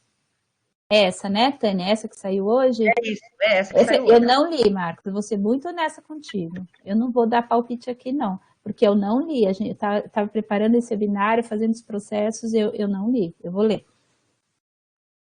E eu queria falar uma coisa que eu acho que ela é importante. Fala, Tânia. Não, eu só ia dizer assim, a gente não teve condições de estudar ainda, mas pelo que se percebe, ela traz uma série que ele coloca que isenta a responsabilidade em dadas circunstâncias, exatamente. Ele traz algumas questões muito objetivas, a gente até estava debatendo antes um pouquinho, né, Tereza? Também conversei com o procurador da Unifesp em relação, por exemplo, aos pareceres técnicos. A questão da nota técnica. E da nota técnica, né? Então, a vinculação que gera, e ali a MP 966, ela traz aí uma brecha dizendo que não necessariamente, no fundo, eu vou dizer a minha interpretação do texto completo, né? Que seria uma forma de dizer assim, olha, é tudo muito rápido, são decisões que são tomadas, inclusive ele coloca isso num artigo lá embaixo, não sei se é lá no Considerando ou se é lá embaixo, eles falam assim, o gestor vai ter que tomar decisões rápidas, numa situação de estresse, de pressão, e ele pode errar. Então, ele está querendo, na MP, me parece, separar o que seria um erro, ou até de uma nota técnica, vincular uma decisão de um gestor que pode se equivocar na decisão, separar isso do que teria dolo. Então, ele diz assim, se tiver dolo, independente do que for feito, porque eu posso fazer tudo muito certinho. Aliás, geralmente, falando de controle, quem faz tudo, às vezes, faz tão certinho e tem dolo. E, às vezes, o que ele quis separar independente de fazer certo ou errado, se tiver dolo, vai ser punido. Se não tiver dolo, a gente não vai evitar sancionar por erros técnicos ou decisões que foram tomadas assodadamente. A minha leitura é nessa linha aí. Eu queria complementar, porque antes do webinar a gente estava aquecendo aqui, né? Porque a gente também gosta de já entrar assim, né? Não, já entrar animado, conversando. A gente estava conversando um pouco antes e a Tânia falou dessa questão do parágrafo, que é a nota técnica. E o que me ocorreu quando a Tânia falou isso é a questão, porque tem um cenário que é um cenário de incerteza científica, só que eu não quero dar opinião sobre isso agora. Eu quero ter tempo, olhar e pensar, e conversar com outras pessoas, porque a gente está num cenário do Covid que é um cenário de incerteza científica. E aí a gente tem alguns princípios, que é o princípio da precaução, tem alguns princípios que o princípio da precaução, o professor Gabriel Vedi, que é um dos maiores, assim, um dos maiores especialistas nesse assunto, e ele lançou o livro agora atualizado, ele fala do princípio da precaução, porque quando a gente tem um cenário de incerteza, qual é a ação que vai ser dada? Porque a gente está num cenário que a gente não tem a vacina, pelo menos eu não tenho conhecimento. A gente não sabe a extensão, então é um cenário de incerteza científica. E a MP, é por isso que me chamou a atenção, ela fala em nota técnica, ela está se referindo a essas situações que a gente ainda não tem previsibilidade. Eu não vou opinar ainda porque eu acho que tem uma conexão, mas eu posso estar equivocada, não é para qualquer situação, né? Porque pode agir, indicar a medicação XYZ, passa 5 anos, vem uma pesquisa, diz que não foi boa, que deu um efeito colateral ABCD. Então, qual é a situação? Então, eu acho que tem a palavra nota técnica, é quando a Tânia falou, olha isso aqui, o procurador mandou. Eu falei, essa palavra nota técnica, ela me remeteu para essa possibilidade de interpretação, mas ainda não deu para amadurecer. Tem um sentido muito forte nisso que você falou, Tereza. Por exemplo, aqui eu vou falar uma situação real que está ocorrendo hoje. Como a gente tem aí no mercado diversos testes rápidos, né, para Covid, e vocês devem estar acompanhando muitas notícias que estão sendo veiculadas da acuidade desses testes, né, que alguns deles estão tendo resultados de 50%, 55% de acuidade. Então, hoje existe uma preocupação muito grande, por exemplo, aqui na Unifesp, dos professores dessa área, em escolher um teste, porque toda a certificação que está sendo feita, você acabou de falar, por exemplo, a Anvisa vai lá e autoriza, registra um teste desse. No dia seguinte sai uma matéria que esse teste só consegue detectar 50% dos resultados. Ou na Itália, que já está mais acelerado o processo que a gente, chega a uma conclusão de... Entende? É isso. Desculpa te interromper. Está igual, né? A pandemia não está... Os tempos são diferentes. Mas é isso. Eu acho que a gente pode ir nessa... Imagina, podemos ir... aqui o Alexandre está só falando sobre o entendimento que temos da Comissão de Resíduos da ABNT. Olha aí, um exemplo de rede. Um exemplo de colaboração. Né? Encaminhar a pergunta para esse meio da Unifesp, que tem uma comissão que só trata de resíduos sobre isso. Então, que legal. É isso mesmo. Muito bom. Eu ia falar que a gente trabalha, tem uma comissão bem bacana aqui, um trabalho, tem uma política de resíduos, tem uma comissão que trabalha sobre isso. O Alexandre já se adiantou, o Alexandre também participa com a gente lá da Rede Sustentação. Cássio,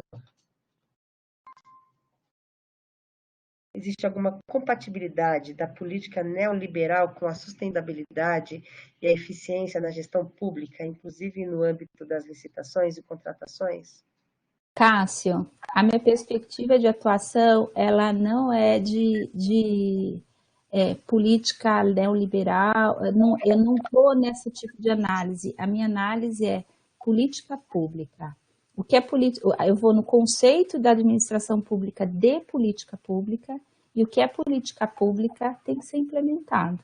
Então, eu não vou... É uma opção minha como pesquisadora e profissional, assim, eu venho da área do direito. Então, eu não faço uma perspectiva de análise por linha, se é neoliberal, se não é, é assim. A gente tem política pública de sustentabilidade, tem política pública de gestão de resíduos, tem várias políticas públicas educacionais, de saúde, qual que é a nossa atuação para a implementação do que é política pública. Então, eu não entro nessas questões, nessa linha de abordagem, respeito quem vai, mas não é a minha opção, tá? O fundamento está lá na Constituição, então a gente vai trabalhando para isso. Gente, eu quero agradecer essas 500 e... Quantas, Tânia? Eu não sei. Olha, a gente teve 787 acessos. Eu quero agradecer os 707 acessos, porque demonstra que as pessoas terão realmente um olhar para essas questões de sustentabilidade. Então, talvez aquele meu primeiro slide de senso comum não esteja... Preciso atualizar, né? Porque realmente, nesses períodos de pandemia, a gente ter essa quantidade de pessoas que acessaram é fantástico. Bom, Tereza, já estamos batendo aqui nos 100 minutos. Eu não temos mais perguntas. Eu queria agradecer demais a participação sua, a participação de todos que estiveram aqui com a gente, participando, assistindo e debatendo, colocando aqui as suas dúvidas e suas contribuições. Dizer que nós vamos sim divulgar o vídeo, está sendo gravado, o vídeo vai ficar disponível. Eu pedi para o Rafael disponibilizar o link aqui, eu acho que ele ainda não está com o link, né, Rafael? O sistema libera o vídeo após 24 horas. Aí a gente envia para vocês podem disponibilizar. Que bom. Tá ótimo. E a gente poderia, Tânia, passar, Alexandre, algum contato para pessoas que são de órgãos públicos, entidades públicas sediadas em São Paulo, que quiserem se agregar a esse movimento rumo a um termo de cooperação pela sustentabilidade aqui na cidade? Será que teria algum não sei se algum e-mail, algum contato que as pessoas pudessem, porque eu devia ter pensado nisso antes, mas não me ocorreu. É verdade. E da Fernanda, não sei, aonde poderíamos... As pessoas que quiserem participar dessas reuniões que estão acontecendo no momento virtualmente e eventualmente, no momento que a gente conseguir, nós estamos construindo esse termo de cooperação para levar nos nossos órgãos, para ter essa assinatura de todos, né? Quando esse momento de pandemia terminar, quem que poderia... Onde você acha que nós poderíamos... Assim, a princípio, Tereza, eu vou fazer uma coisa para facilitar, como a gente não criou um e-mail, eu não me... Talvez até... o e-mail da minha pró-reitoria, e se alguém tiver interesse, pode mandar o e-mail para a gente. Então, porque é muito simples. PROADM, PROADM@unifesp.br. Aqui, ó, a Cida também mandou aqui um e-mail. Ótimo. Aparecida... obrigada. A Aparecida Rangel, que está aí falando, pelo Tribunal, primeira instância, né, Justiça Federal de primeira instância de São Paulo. Então, nós estamos participando informalmente nessa rede de servidores do Ministério da Saúde, do laboratório lá de Campinas, da AGU, da Unifesp, Universidade Federal do ABC, Tribunal de Justiça Militar. Desculpa se eu estiver esquecendo mas nós estamos nesse processo, assim. São muito bem-vindos. É isso. Então, a Fernanda disponibilizou aí também um link para o Google Forms ali, que eu acho que é um cadastro, um formulário para cadastro de participação na rede Sustentação. Obrigada. Tem um foco em todos os órgãos públicos do Estado, né, Tereza? Isso, é verdade. Tá bom?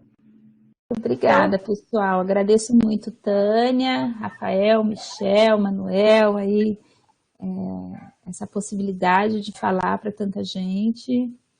E desculpa meus erros. E vamos juntos, que a gente tem muita coisa para fazer e que esse período está pedindo, os outros também, que a gente tenha coragem no serviço público, né, pessoal? Vamos lá. É isso, mais uma vez, obrigada, Tereza, obrigada, equipe técnica. A Tereza já agradeceu, mas também quero agradecer. Manuel, Michel, Rafael.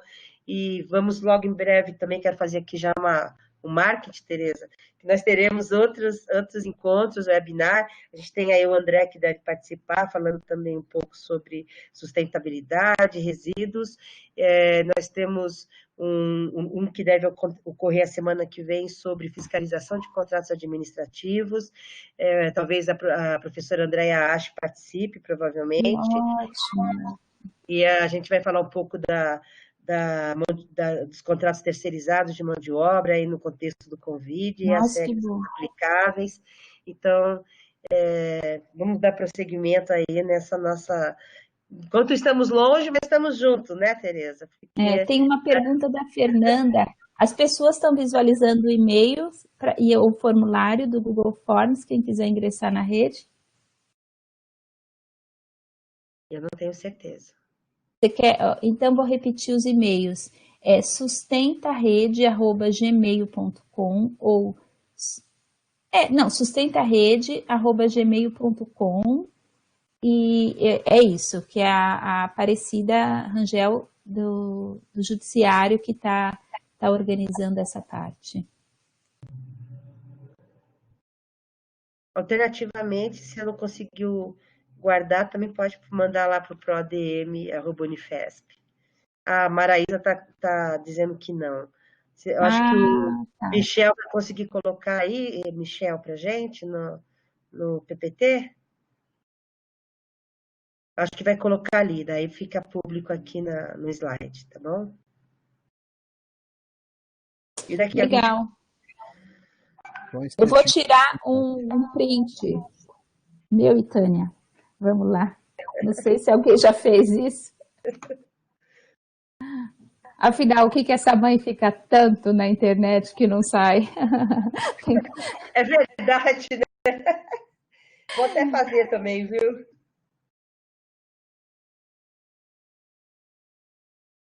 Pessoal, muito obrigada, viu? Bom trabalho para todo mundo e vamos em frente. Aí e podemos aqui, ó, quem quiser, aqui o Michel tá digitando para gente o endereço do Google Forms e vai digitar também depois o. Ah, legal. Então, vou colar o link do formulário para cadastro, que a Fernanda... Como é bom, Acho todo que você mundo se comeu ajudando. um F. O e-mail vou colocar também direito. Vou colocar agora. Pronto. É que não deu para colar, gente, desculpa. Imagina. Bem, imagina. Imagina. Vamos lá, pessoal. Muito obrigada, viu? tentarrede@gmail.com.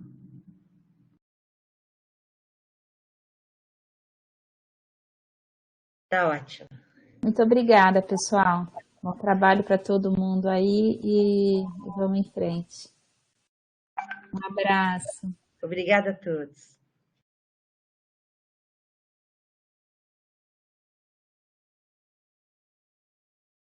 Ok, gente, estamos só nós agora. E aí, a Tereza saiu. Mas foi Gente, muito bom, hein? acho que foi, né? Sucesso, hein? Sucesso. 400 acessos. Realmente foi muito legal mesmo. Isso porque lá no começo deu vários erros, pode ser até que alguns que nem conseguiram acessar, como disse o menino do Espírito Santo, né? Meus colegas do Espírito Santo não conseguiram acessar tal. Nossa, muito legal mesmo, curti muito. Eu também. Vamos fazer... Deu mais de 1.000 acessos.